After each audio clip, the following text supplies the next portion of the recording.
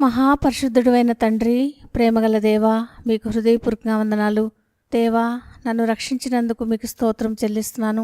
పరిశుద్ధాత్మ దేవుణ్ణి మహదైశ్వర్యంగా నాకు అనుగ్రహించి జీవితయాత్రలో తోడుగా ఉండి నడిపిస్తూ వస్తున్న మీ మంచితనానికే మిమ్మల్ని ఆరాధించి పూజిస్తూ ఈ సమయాన్ని మీ హస్తాలకు అప్పగించుకుంటూ త్వరలో తిరిగి రానైన యేసు ప్రభుల వారి నామంలో స్తుతించి ప్రార్థించి వేడుచున్నాము తండ్రి, ఆమెన్. మార్చి 28 ఎడారిలో సెలయేర్లు అనుదిన ధ్యాన మాలిక. సర్వలోకనాథుడగు యెహోవా నిబంధన మందస్సమును మోయు యాజకుల అరకాళ్ళు యోర్దాను నీళ్లను ముట్టగానే యోర్దాను నీళ్లు అనగా ఎగువ నుండి పారు నీళ్లు ఆపబడి ఏకరాశిగా నిలుచును. యెహోషువ గ్రంథం 3వ అధ్యాయం 13వ వచనం. లేవీయుల ధీరత్వాన్ని ఎవరు ప్రశంసించకుండా ఉండగలరు? మందసాన్ని నేరుగా నదిలో మోసుకుపోయారు. వాళ్ల కాళ్ళు నీటిలో మునిగేదాకా నదీ జలం విడిపోయి దారి ఇవ్వలేదు. దేవుడు ఇచ్చినదంతా అదే. దేవుడు చేసిన ప్రమాణాన్ని మనసులో పెట్టుకుని దాన్ని తప్ప మరి దేన్ని లెక్క చేయనిదే మొండి విశ్వాసం. ఊహించండి, ఈ దైవ సేవకులు మందసాన్ని ఎత్తుకుని నిండుగా ప్రవహిస్తున్న నదిలోకి నడుస్తున్నప్పుడు అక్కడ నిలబడిన వాళ్ళు ఏమనుకుని ఉంటారో. నేను మాత్రం చస్తే ఇలాంటి పని చేయను. ఏమిటి, నదీ ప్రవాహానికి మందసం కొట్టుకుపోదు? అలాంటిదేమీ జరగలేదు. మందసం మోయే యాజకులు యోర్దాను మధ్య ఆరిన నేలను స్థిరముగా నిలిచిరి.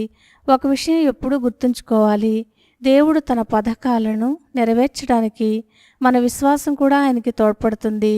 మందసాన్ని మోయడానికి మోతకర్రలున్నాయి. దేవుని నిబంధన మందసమైన అది తనంతట తాను కదలలేదు. దాన్ని భుజాలకెత్తుకుని మొయ్యాలి. దేవుడు అంచనాలను పథకాలను సిద్ధపరుస్తాడు. వాటిని అమలుపరిచే పనివాళ్లం మనమే. మన విశ్వాసమే దేవునికి సహాయం. సింహాల నోళ్లు మూయించేది అదే. దేవుడు దాన్ని గౌరవిస్తాడు. విశ్వాసం ముందుకు సాగిపోతూనే ఉండాలి.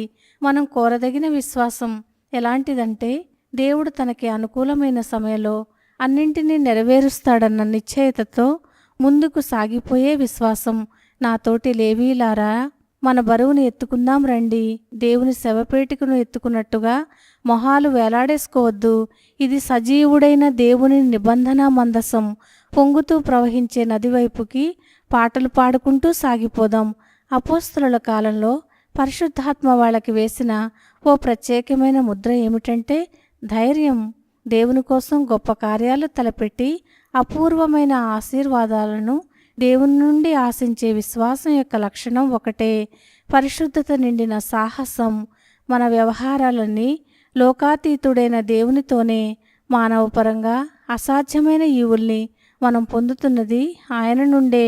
అలాంటప్పుడు జంకుతూ జాగ్రత్తగా ఒడ్డుకి అంటిపెట్టుకుని ఉండడం దేనికి?